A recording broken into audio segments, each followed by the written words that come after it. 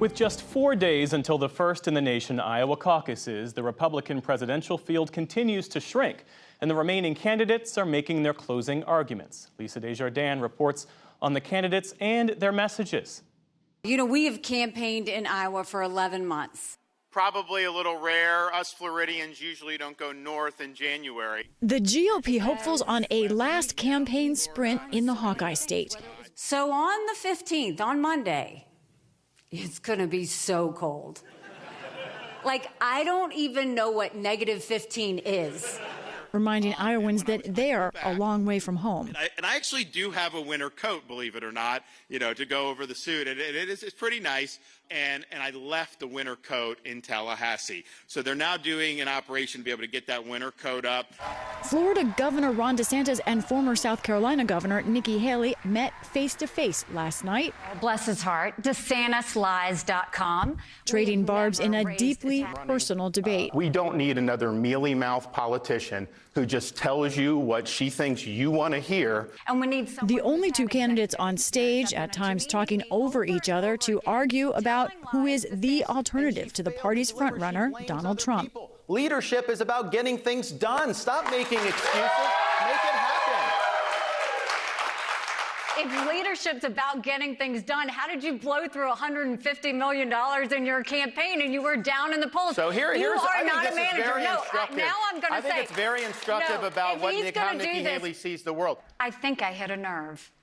The two sparred on nearly every issue, from funding for Ukraine's defense against Russia. This is about keeping Americans safe. This is about preventing war. You can take the ambassador out of the United Nations, but you can't take the United Nations out of the ambassador.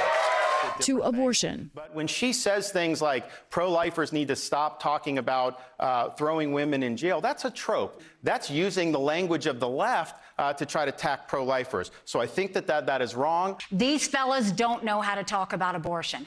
I have said over and over again, the Democrats put fear in women on abortion, and Republicans have used judgment. This is too personal of an issue to put fear or judgment. Both candidates mostly pulled their punches on Trump, sidestepping questions about whether he has the character to be president. But Haley gave her most pointed criticism yet on one issue, Trump's handling of the 2020 election. That election, Trump lost it. Biden won that election. I think what happened on January 6th was a terrible day, and I think President Trump will have to answer for it. So DeSantis pivoted, not questioning Trump's actions, but saying he's vulnerable. If Trump is the nominee, it's going to be about January 6th, legal issues, criminal trials. The Democrats and the media would love to run with that. Good evening, good evening. Thank you all for coming tonight. The mild attacks were even starker because hours earlier, Trump's sharpest GOP critic, former New Jersey Governor Chris Christie, who had not qualified for the debate, ended his presidential campaign. I am going to make sure that in no way do I enable Donald Trump to ever be president of the United States again. And that's more important than my own personal ambition. Haley's campaign hopes to gain support and momentum from Christie's departure, but in a frank assessment caught in a hot mic moment, Christie made clear his doubts that neither DeSantis called me, petrified, nor Haley are capable of taking on Trump. She's going to get smoked, and you and I both know it. She's not up to this.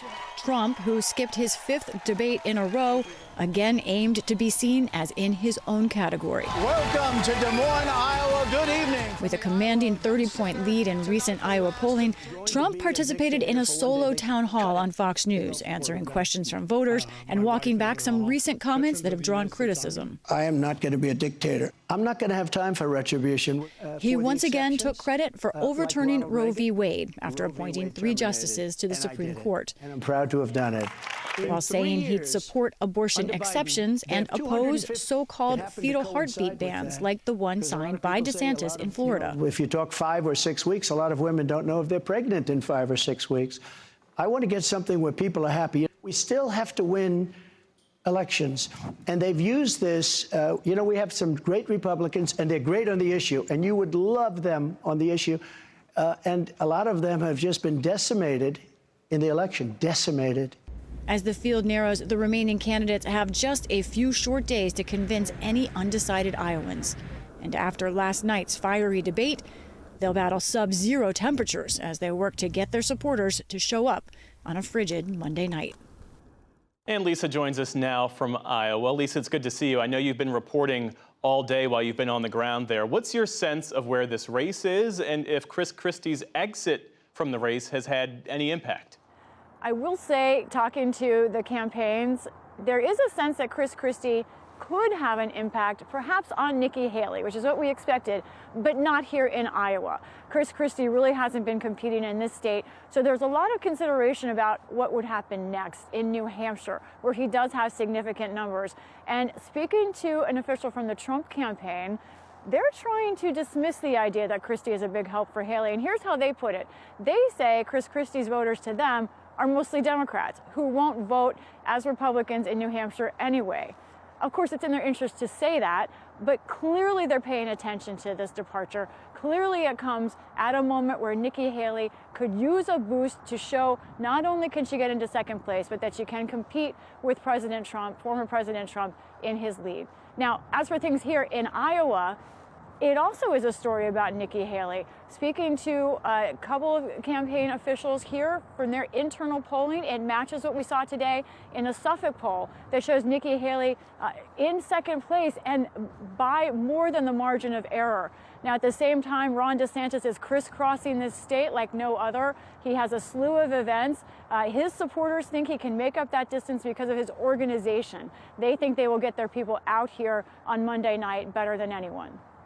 And Lisa, looking at the snow-capped roofs behind you, I'm reminded that Monday is expected to be the coldest Iowa caucus ever. Are the campaigns worried about whether that will affect turnout? There is a concern about that. It will be a test of enthusiasm for every single campaign.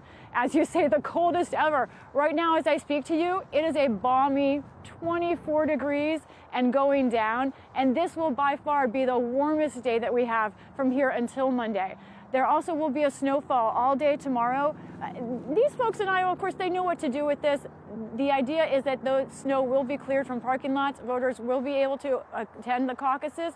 But campaigns are making some kind of, using some resources to try and make sure that in difficult places they can get their voters there. It will be a test of the campaign's enthusiasm and, by the way, of Iowans' enthusiasm for this process as the nation again looks at Iowa to decide if it should continue to have this role for the Republican Party.